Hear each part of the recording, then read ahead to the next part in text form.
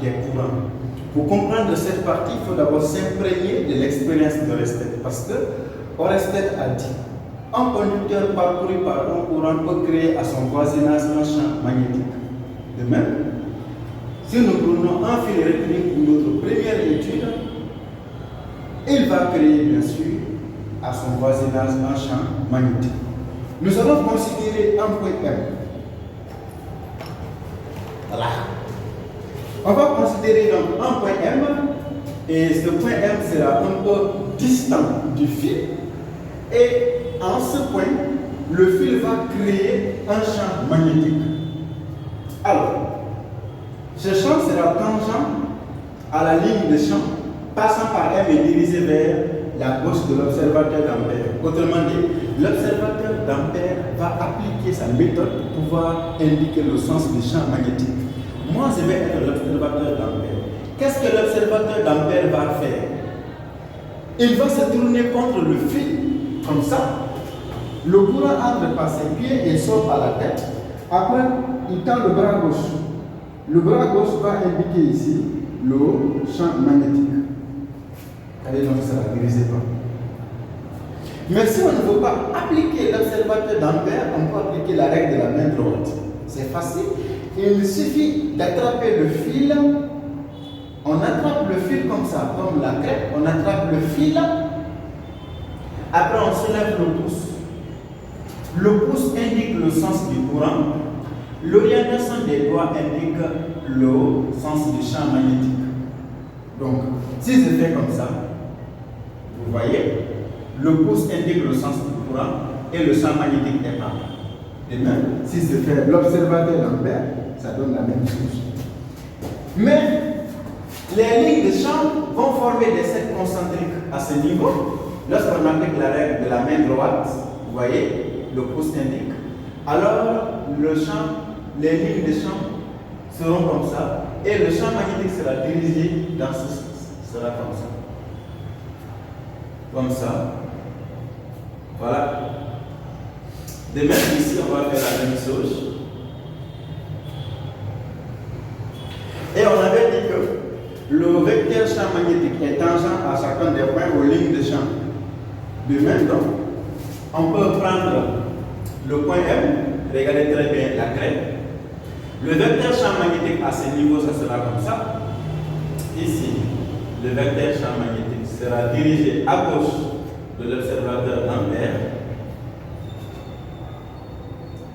À ce niveau, le vecteur champ magnétique sera dirigé à droite de l'observateur d'Ampère. Maintenant, quand le champ magnétique tourne, regardez, ça tourne avec le fil comme ça. Alors, arrivé à M, il sera obligé de rentrer. Et arrivé ici, notez pas, par exemple, un point N, il sera obligé de sortir. Maintenant, comme ça, vous voyez. En rentrant, arrivé à ce niveau, on fait comme ça. On met un B vecteur. Pour montrer que B entre, on fait une croix. On dit B entre. Par là, B sort. On met un cercle et on met un point. Parce que si B sort, c'est une flèche, c'est la pointe de la flèche qui sera dirigée vers nous. On met ici B. Donc, ça c'est BN, ça c'est B en M. C'est comme ça qu'on le représente. Et l'intensité de ce champ magnétique est donnée par la relation μ0 sur dpi fois I sur d. Maintenant, on dit avec μ0, c'est quoi? μ0 c'est 4pi fois 10 à la puissance moins 7 système international. Ça, on appelle ça la perméabilité magnétique du vide. Perméabilité magnétique du vide. I c'est l'intensité du courant exprimée en ampères. Et D c'est la distance qui sépare le fil, ça c'est le fil, je mets ça fil, jusqu'au champ magnétique. C'est-à-dire jusqu'au point où le champ a été créé. Donc D est là. Donc D exprimé en mètres.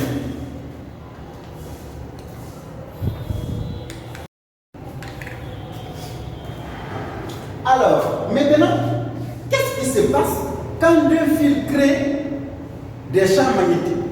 Le premier fil va créer un champ magnétique B1, le deuxième crée un champ magnétique B2. La distance qui sépare les deux fils, c'est AB. Et on nous dit, si on applique la règle de la main droite, les courants sont dans le même sens. Et les deux fils vont créer chacun un champ magnétique en M. Comment trouver le champ résultant? Oui, y arriver, il faut d'abord suivre la règle d'or. Donc, en appliquant la règle de la main droite, par exemple, au niveau du premier fil, c'est fait comme ça. Donc, le courant monte et le champ va tourner comme ça. Alors, regardez très bien, ça c'est pas dans un plan vertical, c'est dans un plan horizontal. Donc, mieux dessiné.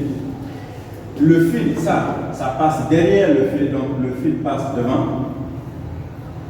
Ensuite, ça passe devant et le fil entre au milieu ici. Donc, on va représenter en premier et ça sort derrière. Donc, c'est comme ça. C'est comme ça. Là. Voilà. Et donc, à partir de. Voilà. Donc, les lignes de champ seront dirigées comme ça. Ça va s'orienter comme ça. Donc, arrivé à M, le premier fil qui est là, parcouru par le courant I1, va créer un champ magnétique. Regardez, le champ magnétique sur le sens des lignes de champ, ce qui est très facile. Ça va tourner donc, ça tourne, regardez, ça vient là. Mais en réalité, ça ne monte pas. Mais ça entre. C'est un champ entrant. B1 est entrant. Donc on va supposer que c'est représenté comme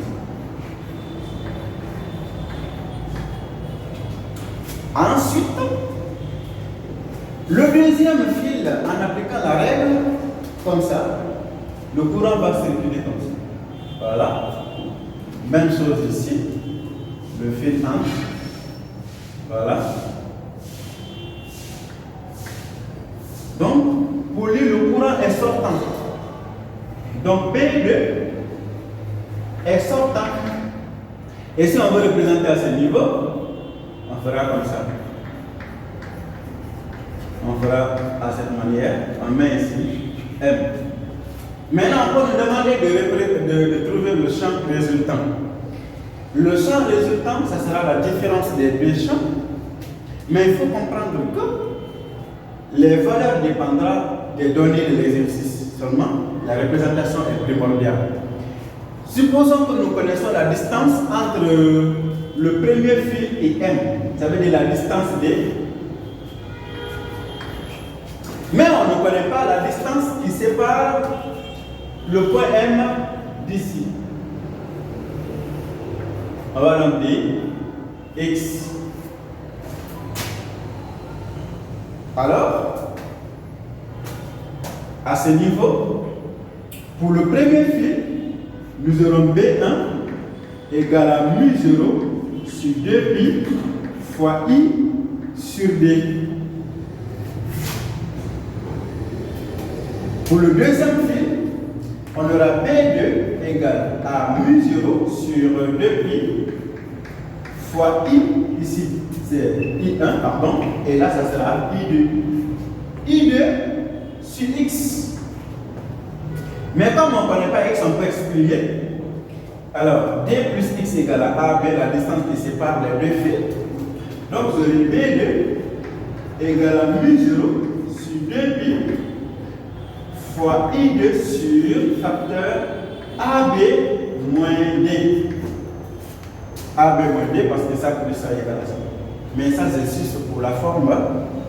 Ça dépendra vraiment de l'exercice en Tesla, ok? Une petite résolvabilité en Tesla.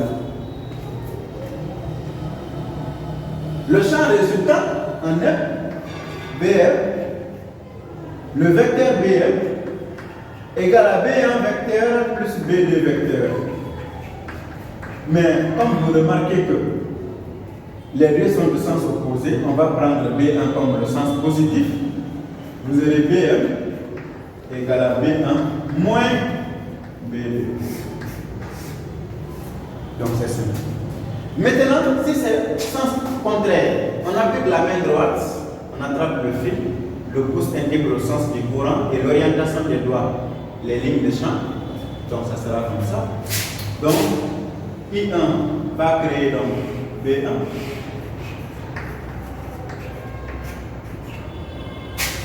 I2, ça c'est renversé. Donc il faut que le pouce soit renversé pour suivre le sens du courant. Dans ce cas, c'est fait comme ça. Alors si c'est fait comme ça, le courant va venir par là. Comme ça.